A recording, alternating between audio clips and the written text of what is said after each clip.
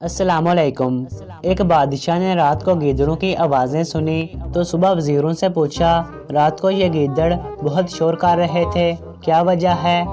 اس وقت کے وزیر عقل مند ہوتے تھے۔ انہوں نے کہا، جناب کھانے پینے کی چیزوں میں کمی ہو گئی، اس لیے فریاد کر رہے ہیں۔ تو بادشاہ نے حکم دیا کہ ان کا بندوبست کیا جائے۔ وزیر صاحب نے کچھ مال گھر بھجوایا اور کچھ رشتہ داروں اور دوستوں میں تقسیم کیا۔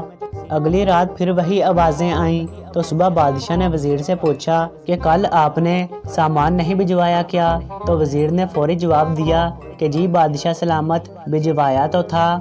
اس پر بادشاہ نے فرمایا کہ پھر شور کیوں؟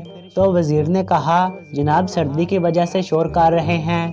تو بادشاہ نے حکم جاری کیا کہ بستروں کا انتظام کیا جائے۔ صبح پھر وزیر کی موجیں لگ گئیں۔ حسب عادت کچھ بستر گھر بھیج دیے اور کچھ رشتہ داروں اور دوستوں میں تقسیم کیے۔ رات ہوئی تو پھر آوازیں آنا شروع ہو گئیں۔ بادشاہ کو غصہ آیا اور اسی وقت وزیر کو طلب کیا کہ کیا بستروں کا انتظام نہیں کیا گیا؟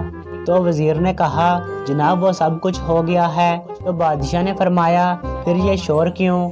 تو وزیر نے اب بادشاہ کو تو مطمئن کرنا ہی تھا اور اوکے رپورٹ بھی دینی تھی۔ تو وہ باہر گیا کہ پتہ کر کے آتا ہوں۔ جب واپس آیا تو لبوں پر مسکراہٹ سجائے آداب عرض کیا کہ بادشاہ سلامت، یہ شور نہیں کر رہے بلکہ آپ کا شکریہ ادا کر رہے ہیں اور روزانہ کرتے رہیں گے۔ بادشاہ یہ سن کر بہت خوش ہوا اور وزیر کو انعام سے بھی نوازا۔